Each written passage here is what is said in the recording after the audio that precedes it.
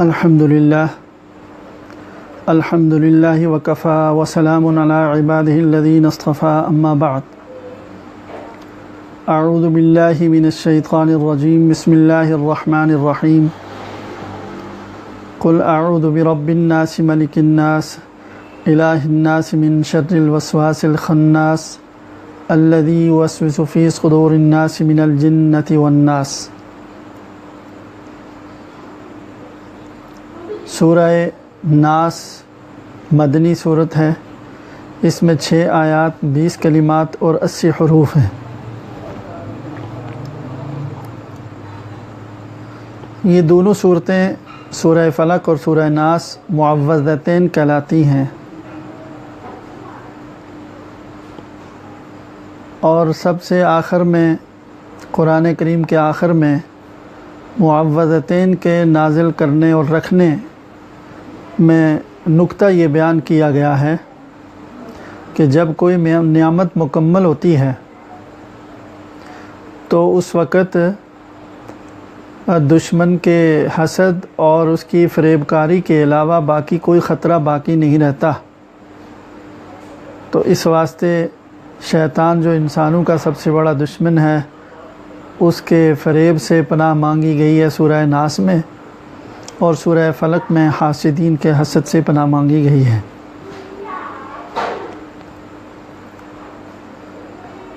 سورہ فلق کے اندر 3 جو برائیاں تھیں، تاریکی، سحر اور حسد،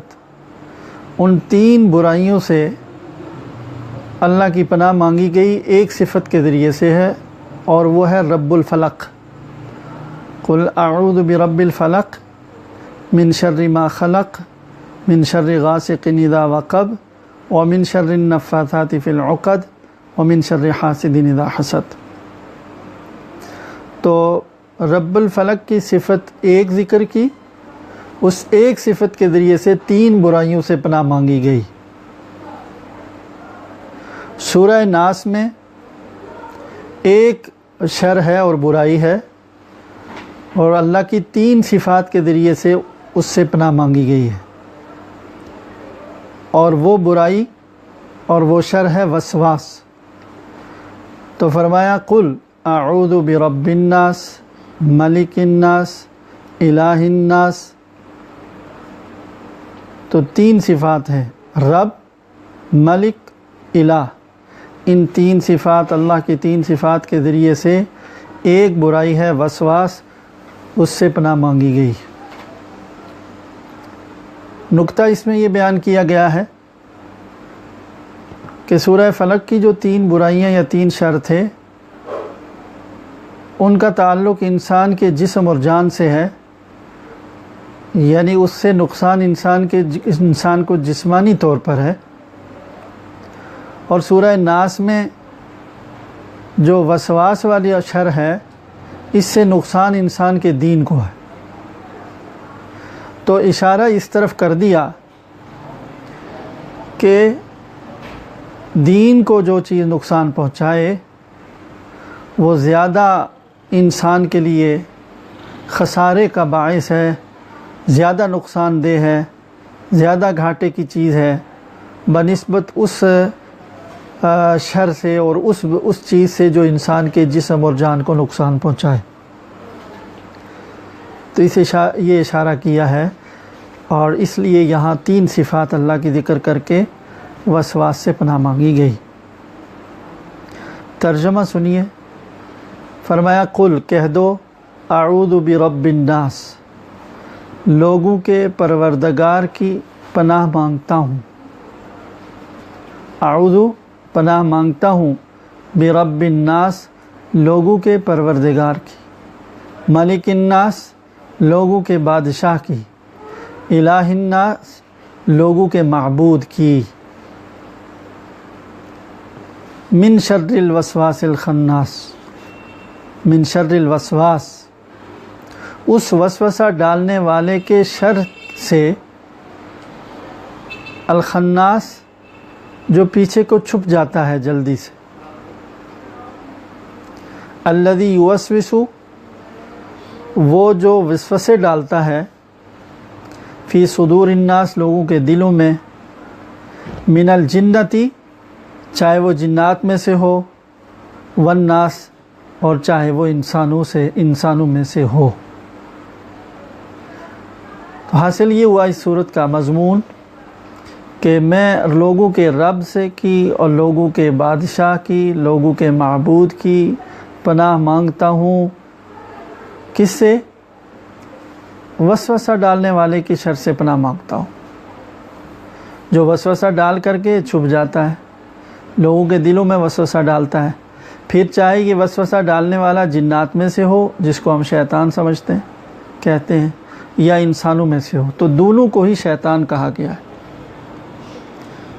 تو یعنی شیطان انسانوں میں سے بھی ہوتے ہیں اور جنات میں سے بھی ہوتے ہیں۔ جو جنات میں سے ہوتے ہیں وہ نظر نہیں آتے، انسانوں میں سے جو ہوتے ہیں وہ نظر آتے ہیں۔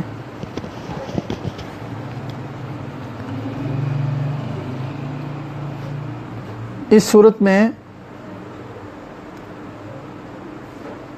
شیطان کے وسوسے سے، جو وسوسے ڈالتا ہے، اس سے پناہ مانگنے کی تعلیم دی گئی ہے۔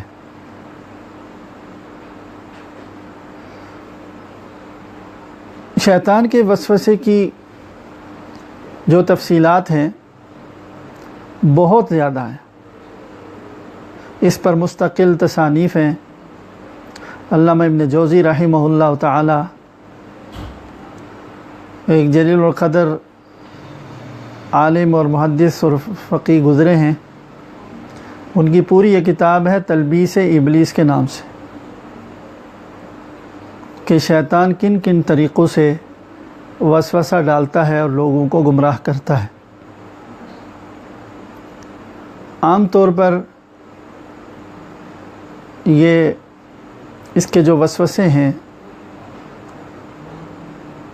وہ کئی طرح کے ہیں۔ کبھی تو یہ کسی کو سیدھے اور صریح گناہ کا وسوسہ ڈالتا ہے، اور کبھی یہ گناہ کا وسوسہ تو نہیں ڈالتا، سامنے والے کو دیکھتا ہے کہ گناہ کے وسوسے سے یہ گناہ کی طرف نہیں جائے گا، تو وہ عبادت میں اس طرح سے وسوسہ ڈالے گا کہ بڑی اور افضل عبادت کے مقابلے میں کسی چھوٹی اور کمتر عبادت کی طرف توجہ دے گا اور ترغیب دے گا، رغبت دلائے گا۔ کبھی کسی ایسے نیکی کے کام کی طرف وسوسہ ڈالے گا کہ بظاہر وہ نیکی کا کام ہے، لیکن وہ سبب بن جائے گا کسی گناہ کا، کسی معصیت کا۔ اسی طرح اگر کوئی عبادت کر رہا ہے تو دکھاوے کی اور ریاکاری کے وسوسے ڈالے گا، شہرت پسندی کے وسوسے ڈالے گا، نیک اعمال کرنے میں اخلاص کو روکے گا، اخلاص کو خراب کرنے کی کوشش کرے گا۔ کسی کو غصہ آیا تو وہ وسوسہ ڈالے گا کہ اگر تم نے غصے کا اظہار نہیں کیا اور تم نے باتوں کا جواب نہ دیا تو تم ذلیل اور خوار ہو جاؤ گے۔ اور مالداروں کو بخل کی طرف وسوسے ڈالتا ہے کہ زیادہ خرچ کرو گے تو تمہارا مال برباد ہو جائے گا، تم تنگ دست ہو جاؤ گے، فقیر ہو جاؤ گے، اور جائز اور حق جگہوں پر بھی خرچ کرنے سے وہ روکتا ہے۔ اس کے مقابلے میں گناہ کے کاموں میں وہ جتنا بھی خرچ کریں وہ کم دکھاتا ہے، اور اس کے فوائد ان کو دکھاتا ہے کہ اس میں تمہاری شہرت ہے، اس میں تمہاری عزت ہے، اس میں تمہیں فلاں ہے، اس میں تمہیں فلاں ہے۔ تو وہ اس کے وساوس کی کوئی انتہا نہیں ہے۔ عام طور پر جو بڑے راستے ہیں اس کے حملے کے وہ تین ہیں: شہوت ہے، غضب ہے اور ہوا ہے۔ شہوت کے راستے سے وہ وسوسہ ڈالتا ہے اور گمراہ کرتا ہے، غضب اور غصے کے راستے سے وہ وسوسہ ڈالتا ہے اور راہ حق سے ہٹاتا ہے۔ اسی طرح ہوا کا معنی ہوتا ہے باطل عقیدہ، باطل نظریہ۔ تو ان تین راستوں سے چونکہ وہ حملہ کرتا ہے، تو اس صورت میں اللہ کی جو تین صفات بیان کی گئی ہیں ان سے پناہ مانگنے کا مطلب یہ ہے کہ وہ انہی تین راستوں سے بچاؤ اور پناہ ملتی ہے، مناسبت ہے ان کے ساتھ۔ اس لیے کہ اگر شہوت کے راستے سے وسوسہ ڈالے تو قل اعوذ برب الناس، رب الناس لوگوں کے پروردگار کی پناہ چاہتا ہوں، تو یہ اس حالت کے مناسب ہے۔ جب شہوت کے راستے سے وہ وسوسہ ڈالے تو اس کے مناسب کیا ہے کہ رب کے ذریعے سے اللہ کی صفت رب کو تصور کر کے شیطان کی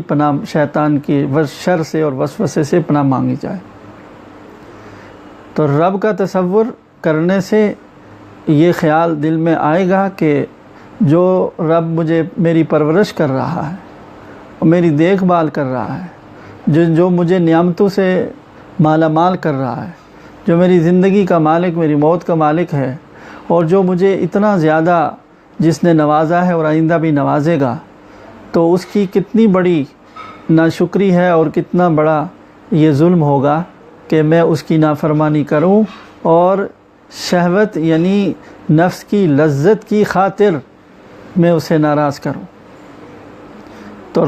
قل اعوذ برب الناس میں رب الناس سے کے ذریعے جو پناہ مانگی گئی، یہ مناسب ہے شہوت کی حالت کے، کہ شہوت کے راستے سے اگر شیطان وسوسہ ڈالے تو اللہ کی ربوبیت کا تصور کرو اور رب ہونے کی صفت کو یاد کر کے اللہ سے پناہ مانگو۔ اور اگر غضب کے راستے سے وسوسہ ڈالے تو اس کے مناسب ذکر کی قل اعوذ برب ملک الناس، قل اعوذ برب الناس ملک الناس۔ تو اللہ کی بادشاہت کا تصور کرنا چاہیے کہ اللہ تعالیٰ عادل بھی ہیں، انصاف کرنے والے ہیں، اور وہ انتقام اور بدلے پر بھی قدرت رکھتے ہیں۔ اگر تمہیں کسی پر غصہ آ رہا ہے اور تم یہ سمجھتے ہو کہ اسے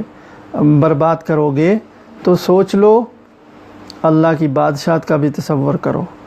اور اللہ کی بادشاہت کا تصور کر کے اللہ تعالیٰ سے شیطان کے وسوسے کی پناہ مانگو، تو دل غصے سے سکون میں آئے گا کہ اگر تم کسی کو نشانہ بنا سکتے ہو تو تمہارے اوپر بھی ایک قادر مطلق ہستی موجود ہے جو انصاف کرنے والی ہے۔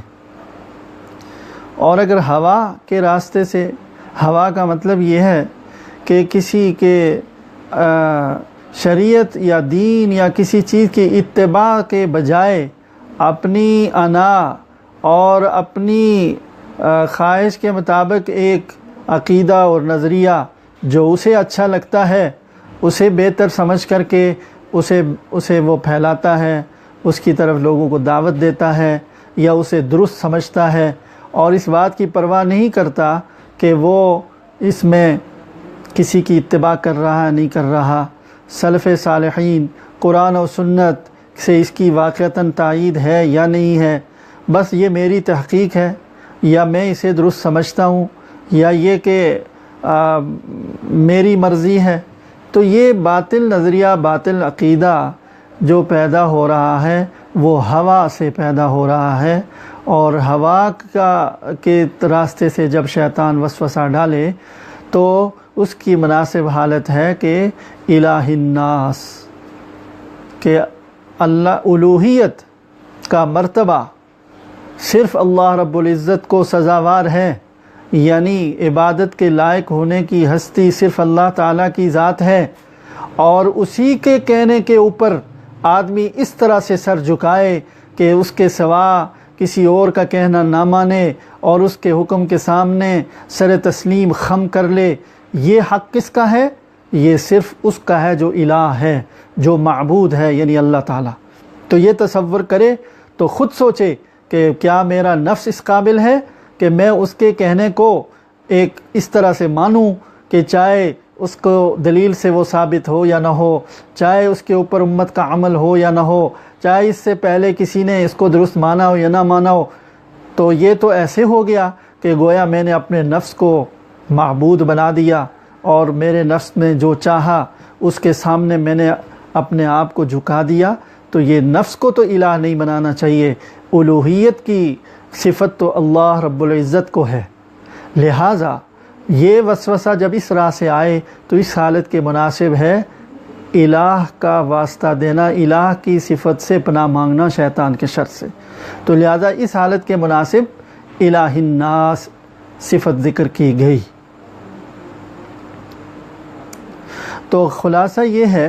کہ شیطان شہوت کے راستے سے انسان کو وسوسے ڈالے، نئی نئی لذتیں، نئے نئے مزے، نئی نئی زیب و زینت، اور جناب اچھی سے اچھی کوئی دل کو اور نفس کو اچھی لگنے والی کوئی صورتحال سامنے ہو، اور اس وسوسے ڈالے کہ تم اس میں مزے کرو، انجوائے کرو، تو فرمایا کہ اعوذ برب الناس یہ کہہ کر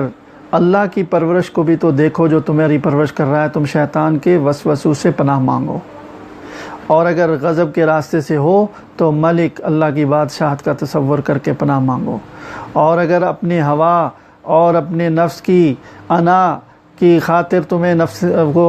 راستے سے وہ وسوسے ڈال رہا ہے تو اللہ کو تصور کرو کہ الہ تمہارا نفس نہیں ہے، معبود تمہارا نفس نہیں ہے، معبود تو اللہ تعالیٰ ہیں، اور اللہ کی صفت الہ کو ذکر کر کے پناہ مانگو شیطان کے وسوسے سے۔ تو یہ صورت گویا کہ ہر طرح کے وساوس کے راستے میں رکاوٹ ہے، ہر طرح کے وساوس سے پناہ انسان کو عطا کرتی ہے۔ جس طرح کے بھی وساوس ہوں، شیطان گمراہ کرے تو اس نیت سے کثرت سے اگر سورہ ناس پڑھے گا آدمی تو انشاءاللہ تعالی وسوسوں کی گمراہی اور وسوسوں کے شر سے بچ جائے گا۔ دوسری بات یہاں پر یہ ہے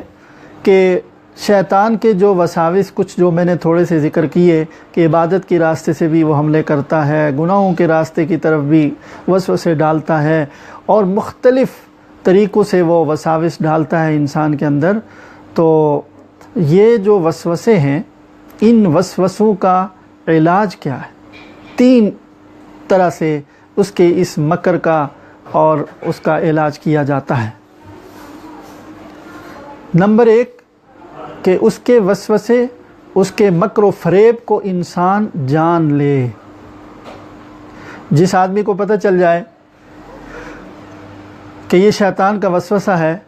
تو کبھی بھی اس کے بہکاوے میں نہیں آئے گا۔ مار آدمی وہیں کھاتا ہے کہ دل میں خیال آ رہا ہے اور یہ پختہ کرتا جا رہا ہے کہ ہاں مجھے یہ سوچ آ گئی، مجھے خیال آیا وہ فلاں آدمی یوں اس طرح سے کرتا ہے، یا کسی طرح برائی کی طرف خیال آ گیا، اس خیال کو آگے لے کر چل رہا ہے۔ بھائی جو خیال جو وسوسہ آ رہا ہے تھوڑا اس پر غور تو کرو، یہ جائز بھی ہے ناجائز، یہ صحیح ہے یہ غلط۔ کسی کے بارے میں بدگمانی کا وسوسہ آیا اور اس کو اوپر تعمیرات کھڑی کرنی شروع کر دی، خود تو سوچو، دلیل ہو۔ جب آدمی کسی کے بارے میں کوئی سوچ اور کوئی گمان کرتا ہے تو کوئی دلیل بھی تو ہو۔ بس ایسے ہی کسی معمولی سی کسی شک اور شبہ کی بنیاد پر کسی مسلمان بھائی کے بارے میں بدگمانی، اور پھر بدگمانی کرتے ہوئے یہ شیطان نے وسوسہ ڈالا کہ اس نے یوں کیا، اس لیے کیا ہوگا، اس لیے کیا ہوگا، اس لیے کیا ہوگا۔ تو یہ اس لیے جو خود سے ایک عمارت کھڑی کر کے اس کے خلاف نفرت کا پہاڑ دل میں کھڑا کر دیا، یہ شیطان کے وسوسے سے ہوا۔ تو سوچو کہ جو دل میں یہ خیال پیدا ہوا کہ بھائی یہ فلاں نے شاید یوں کیا ہے اور اس کی وجہ یہ ہے، اس کی تمہارے پاس کوئی دلیل بھی ہے، یا محض وسوسے کی وجہ سے اس کو مان لیا اور آگے چلتے چلے گئے؟ تو پہلا گویا کہ طریقہ وسوسوں سے بچنے کا اور وسوسے کے علاج کا یہ ہے کہ انسان شیطان کے وساوس کو پہچانے۔ دنیا میں بھی دیکھا ہوگا آپ نے کہ جو کوئی مکار قسم کا، فریبی قسم کا، نوسر باز قسم کا آدمی ہو، جب وہ یہ سمجھ لیتا ہے کہ کسی آدمی کے بارے میں کہ وہ مجھے جان چکا ہے اور مجھے فریبی سمجھتا ہے تو اس کو دھوکہ دینے کی کوشش نہیں کرتا۔ تو لہذا جو آدمی شیطان کے مکر و فریب سے آگاہ ہوگا تو شیطان اتنی جرأت بھی نہیں کرتا اس کو زیادہ وسوسے ڈالنے کی۔ چنانچہ رسول اللہ صلی اللہ علیہ وسلم نے اسی لیے فرمایا فقیہ واحد اشد علی الشیطان من 1000 عابد، کہ ایک فقیہ شیطان کے اوپر 100 عبادت گزاروں سے زیادہ بھاری ہے۔ یعنی وہ 100 عبادت گزار، وہ عابد، عبادت کرنے والے نیک جو فقیہ نہیں ہیں، تو وہ 100 اگر عبادت گزاروں شیطان کے لیے کوئی زیادہ مسئلہ نہیں ہے، ان کو گمراہ کر سکتا ہے۔ لیکن جس کے پاس علم ہے اور علم کی گہرائی، فقیہ، اللہ نے دین کی گہری سمجھ جس کو عطا کی ہے، گہری سمجھ، شیطان اس کو گمراہ کرنے میں کامیاب نہیں ہوتا، بلکہ جرأت ہی کم کرتا ہے کہ جو بھی وسوسہ ڈالے گا فقیہ فوراً کہے گا یہ کہاں سے، یہ کیسے جائز ہے، اس کا کیا دلیل ہے، یہ بات غلط ہے، خیال آیا جھٹک دے گا اس کو۔ حضرت شیخ عبد القادر جیلانی رحمۃ اللہ علیہ کا واقعہ ہے کہ انہوں نے فرمایا ایک رات میں تہجد کے لیے جب اٹھا تو سیاہ تاریکی تھی اور سارے رات کو چونکہ اندھیرا تھا تو سارے عالم میں ایک سیاہی کی چادر تھی۔ تو میں جب اٹھا وضو کیا تو اچانک دیکھا کہ پورا افق جو ہے وہ روشن ہو گیا اور ایک نور پھیلنا شروع ہوا۔ پھر اس نور سے ایک آواز آئی کہ عبد القادر جیلانی، ہم نے تم کو ساری عبادتیں معاف کر دی ہیں، اب تمہیں عبادت کرنے کی ضرورت نہیں ہے، تم جو چاہو کرو، ہم نے تمہیں ساری عبادات معاف کر دی۔ شیخ عبد القادر جیلانی جو فقیہ تھے، عالم تھے اور فقیہ بھی تھے، محدث بھی تھے، یہ آواز سنتے ہی فوراً ان کے دل میں یہ خیال آیا کہ اگر کسی کو عبادت معاف ہوتی اور یہ حق کسی کو اگر مل سکتا تھا تو وہ سب سے پہلے نمبر پر جو ہستی ہو سکتی تھی وہ جناب محمد الرسول اللہ صلی اللہ علیہ وسلم کی ہستی تھی کہ عبادت آپ کو معاف ہوتی۔ لیکن رسول اللہ صلی اللہ علیہ وسلم کی صورتحال تو ہم یہ دیکھتے ہیں کہ آخری مرض الوفات میں بھی 2 آدمیوں کے سہارے پاؤں گھسٹ رہے ہیں اور اب رسول اللہ صلی اللہ علیہ وسلم جماعت کی نماز کے لیے مسجد میں تشریف لا رہے ہیں۔ اگر عبادت کسی سے معاف ہو سکتی تھی تو رسول اللہ صلی اللہ علیہ وسلم کو اس حالت میں معاف ہوتی، لیکن رسول اللہ صلی اللہ علیہ وسلم کو معاف نہیں ہوئی۔ آپ عبادت کے لیے مسجد میں تشریف لا رہے ہیں تو عبد القادر جیلانی یا دوسرا یا تیسرا کس باغ کی مولی ہیں کہ ان سے عبادت معاف ہو جائے؟ یہ اللہ کی طرف سے کوئی آواز نہیں ہے، یہ شیطان مردود کا ہیلہ ہے۔ فوراً کہا اعوذ باللہ من الشیطان الرجیم۔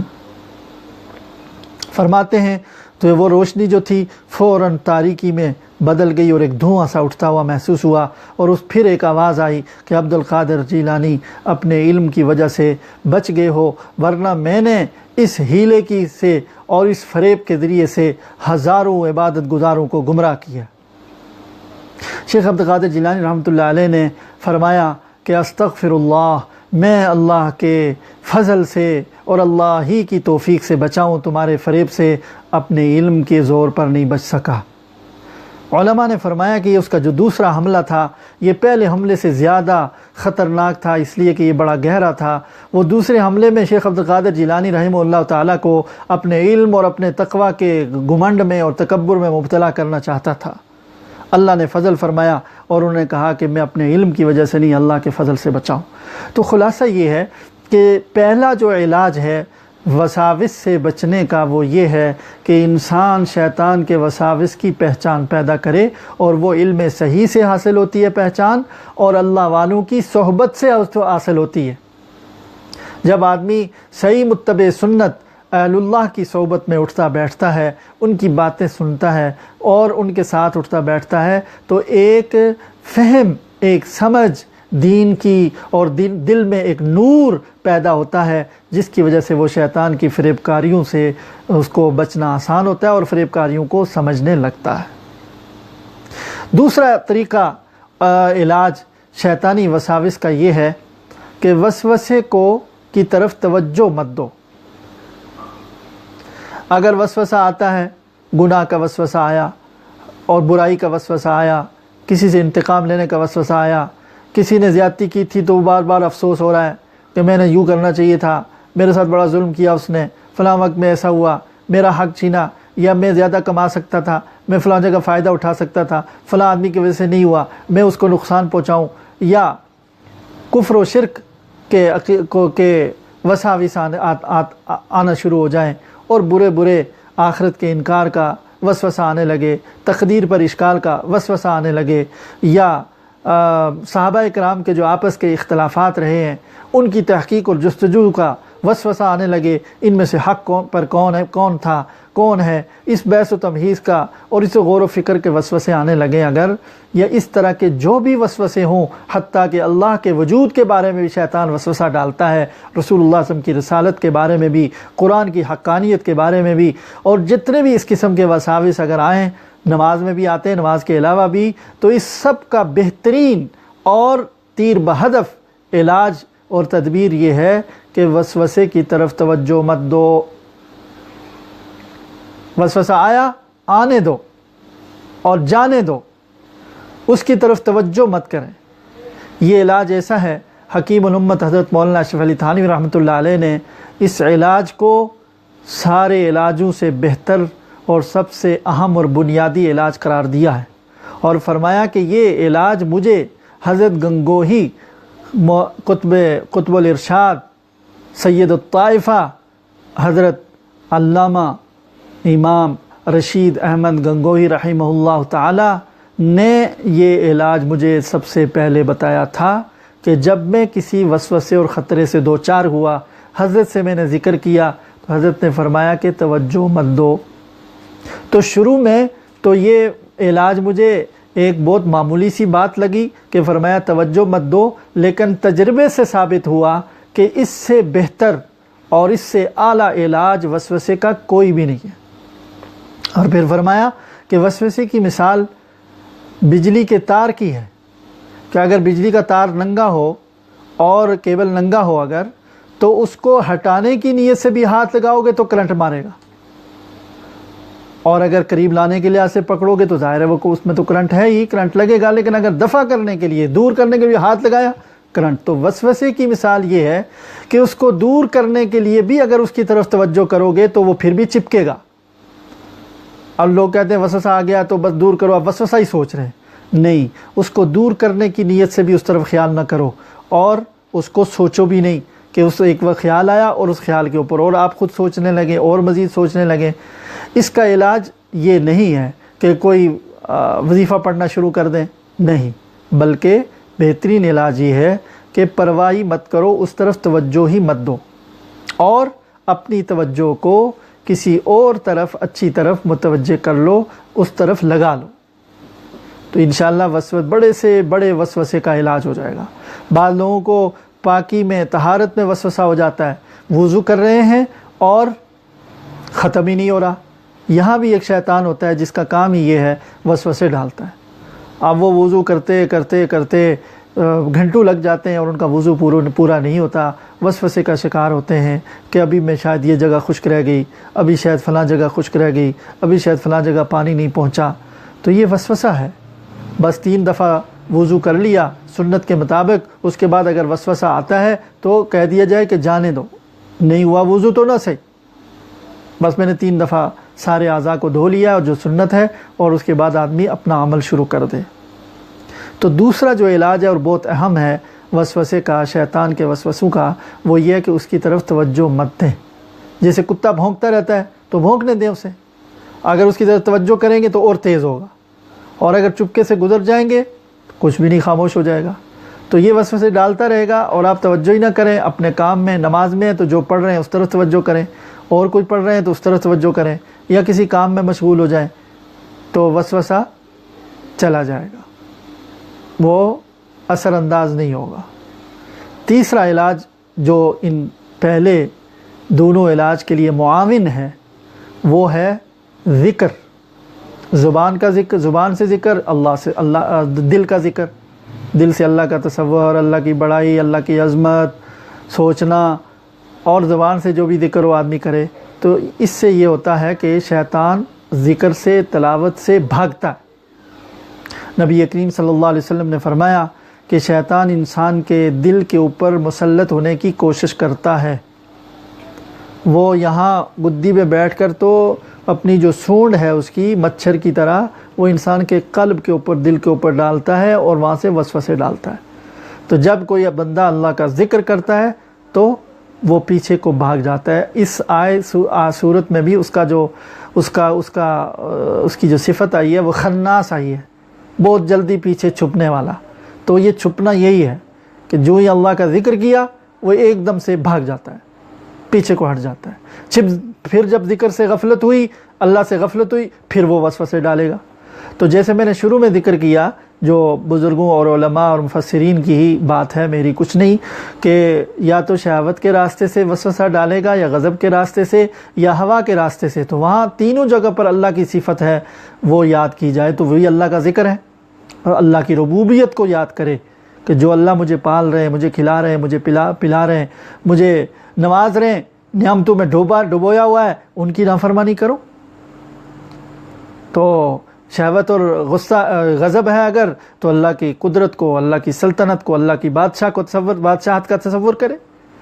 اور سوچے کہ میں کسی کے اوپر اگر غضبناک ہوں گا تو اللہ تعالیٰ انصاف کرنے والے ہیں، وہ بدلہ مجھ سے لے سکتے ہیں. تو یہ بھی اللہ کا ذکر، اللہ کا تصور جب آئے گا، یہ قلبی ذکر، شیطان بھاگ جائے گا. اسی طرح اللہ کی الوہیت، اللہ کا معبود ہونا، یہ تصور ہوگا تو شیطان بھاگ جائے گا. تو تیسری چیز جو ہے شیطان کے وسوسوں سے بچنے کا تیسرا علاج، وہ ہے ذکر. لیکن پہلے دونوں علاجوں کے ساتھ، پہلی دونوں باتوں کو جمع کر کے، شیطان کے مکر و فریب اور اس کے وساوس کی جان پہچان بھی ہونی چاہیے، اس کی طرف توجہ بھی نہ ہو، اس کے ساتھ اللہ کا ذکر ہو. آیا دل میں خیال وسوسہ غلط آیا، توجہ ہی مت دیں، اللہ کے ذکر میں مشغول ہوں اور کسی اور طرف توجہ کر لیں، یا اللہ کے ذکر کی طرف توجہ کر لیں، تو انشاءاللہ تعالی یہ شیطان کا وسوسہ کچھ نقصان نہیں دے گا. اس لیے کہ خود قرآن کریم میں سورہ نساء میں اللہ تعالیٰ نے فرمایا ہے کہ شیطان کے وسوسے کے بارے میں، ان کید الشیطان کان ضعیفا، شیطان کا جو مکر ہے، شیطان کا جو فریب ہے، شیطان کا جو وسوسہ ہے، وہ کوئی طاقتور چیز نہیں ہے، کمزور سی چیز ہے. تو یعنی جب کوئی مومن اور کوئی جو اپنا ارادہ رکھتا ہے شیطان کے وسوسے کو دور کرنا چاہے گا تو دور ہو جائے گا وہ. اور ایک اور مقام پر سورہ انعام میں اللہ تعالیٰ نے شیطان کا یہ اعتراف ذکر کروایا ہے. شیطان نے کہا کہ اے اللہ، جو آپ کے خاص بندے ہیں، میرا ان کے اوپر کوئی بس نہیں ہے، میری ان کے اوپر کوئی زبردستی، اور میں ان کے اوپر میرا کوئی اقتدار نہیں ہے، اور میرا کوئی بس نہیں چلتا ہے. تو لہذا جو ارادہ مضبوطی سے کرے اور شیطان کے وساوس کی پہچان ہو اور اس کے ساتھ اس طرف توجہ نہ دے اور جھٹک دے اور اپنے کام میں لگے، تو شیطان کا وسوسہ کوئی کچھ نہیں کر سکتا. وہ ایسی چیز نہیں ہے کہ چپک جائے اور جان ہی نہ چھوڑے. بس انسان کی ہمت ہونی چاہیے، اور یہ سورہ ناس کی تلاوت جس میں سکھا دیا شیطان سے پناہ کے طریقے اور اللہ سے پناہ مانگنے کی جو تعلیم دے دی ہے، تو اس کے مطابق جب انسان شیطان کے وسوسے سے پناہ مانگے گا تو انشاءاللہ تعالی شیطان کے وساوس کچھ نقصان نہیں پہنچائیں گے. اللہ تعالی ہم کو شیطان کے وساوس سے بھی محفوظ فرمائے، اس کے گمراہیوں سے بھی محفوظ فرمائے، ظاہری اور باطنی. جو انسانوں میں سے جو شیطان ہیں ان سے بھی، اور جو جنوں میں سے ہیں ان کے شر سے بھی بچائے. انسانوں میں سے بھی جو شیاطین ہیں وہ وسوسے ڈالتے ہیں، شکوک و شبہات ڈالتے ہیں، اور دین کے بارے میں اور مختلف چیزوں کے بارے میں جو چیز فساد پر مبنی ہو، خرابی پر مبنی ہو، جو سوچ، جو فکر، بگاڑ پر جو ہو، جو آدمی ایسی سوچ دیتا ہے، جو ایسی رائے دیتا ہے جس سے بگاڑ پیدا ہوتا ہے، جس سے فساد پیدا ہوتا ہے، جس سے کسی کی یکسوئی برباد ہوتی ہے. وہ دین میں بڑا یکسو اور منہمک تھا، اس کو شبہات ڈال دیے، اس کو تجسسات میں ڈال دیا. یہ بھی شیطانی عمل ہے. انسانوں میں بھی ایسے بہت سارے شیطان ہیں جو انسانوں کو اور مومن اور مسلمان کو وساوس کا شکار کرتے ہیں تاکہ وہ اطمینان قلب کے ساتھ، یکسوئی کے ساتھ وہ اللہ کی اطاعت اور بندگی کے سفر میں آگے نہ بڑھ سکے. اللہ تعالیٰ ان شیاطین جو انسانوں کے اندر ہیں ان کے شر سے بھی بچائے، اور جنات جو ہیں شیاطین ان میں جو ہیں ان کے شر سے بھی اللہ ہماری حفاظت فرمائے. وآخر دعوانا ان الحمد للہ رب العالمین.